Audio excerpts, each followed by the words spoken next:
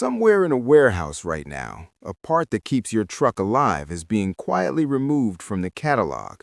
No announcement, no warning, no recall notice. Just gone.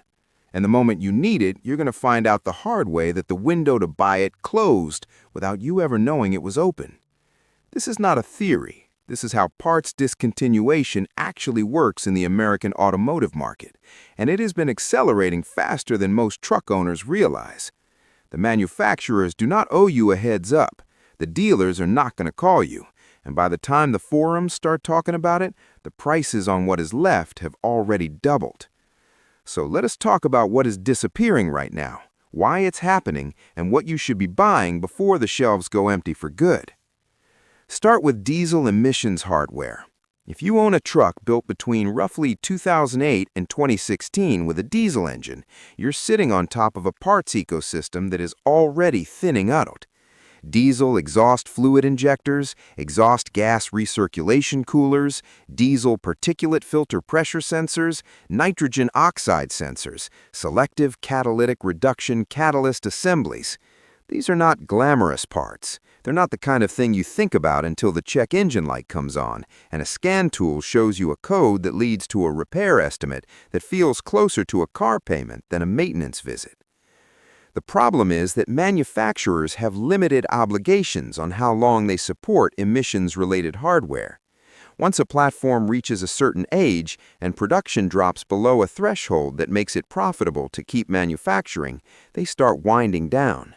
Suppliers follow, and suddenly the parts that were $40 or $60 2 years ago are $200 from one vendor who still has old stock, or completely unavailable from any legitimate channel.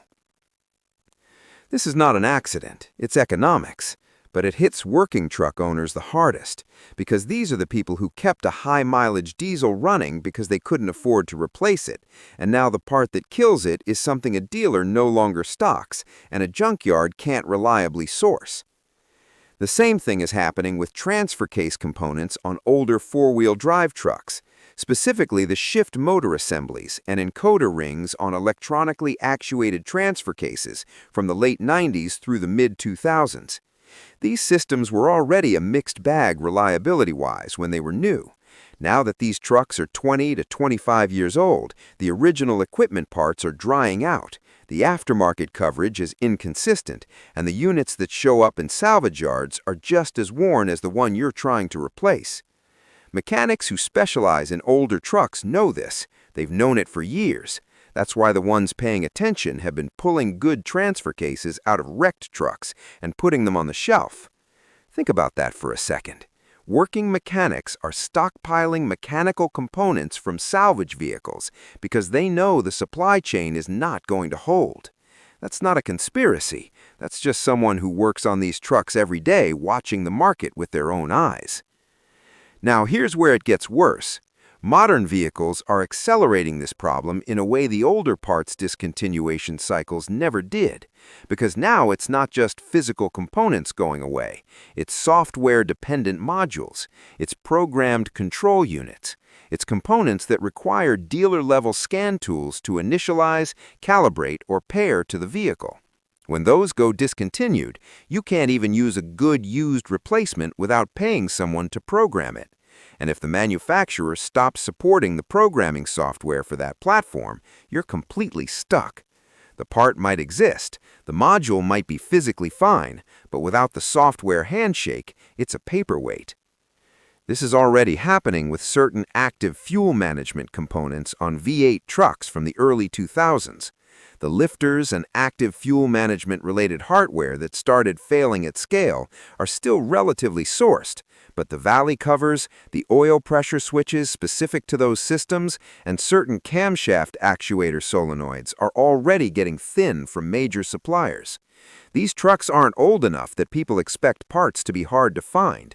That's exactly why it catches owners off guard. The window on body control modules, instrument clusters with integrated mileage data, and anti-lock brake system control units for mid-2000s is also closing in ways that are not obvious until you're standing at a parts counter being told there is no longer an application in the system. These are not rare trucks. These are trucks that were sold in enormous volumes across the country.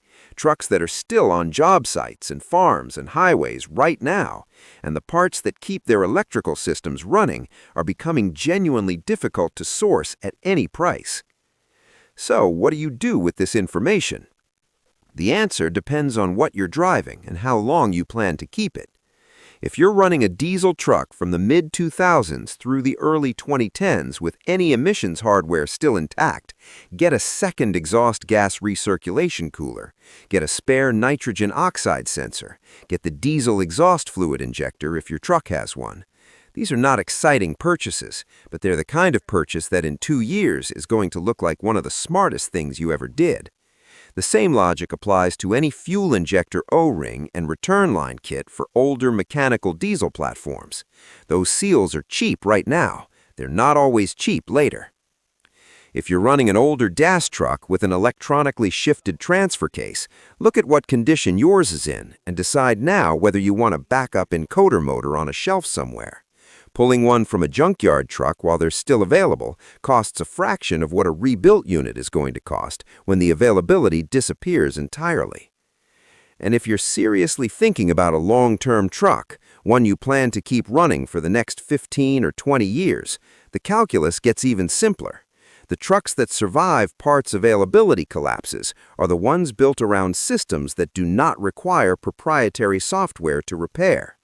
Pre-emissions diesel platforms, carbureted or throttle body gas engines, mechanical fuel injection systems, body-on-frame trucks before the era of active fuel management, cylinder deactivation, and drive-by-wire throttle bodies that need calibration every time they're replaced. These trucks exist. They're still findable.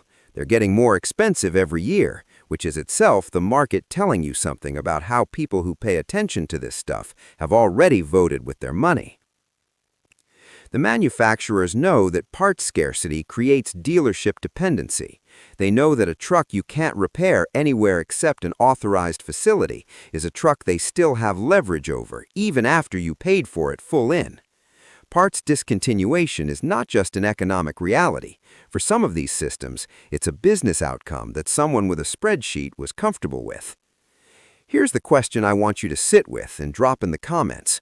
What part on your current truck are you most worried about finding in 5 years?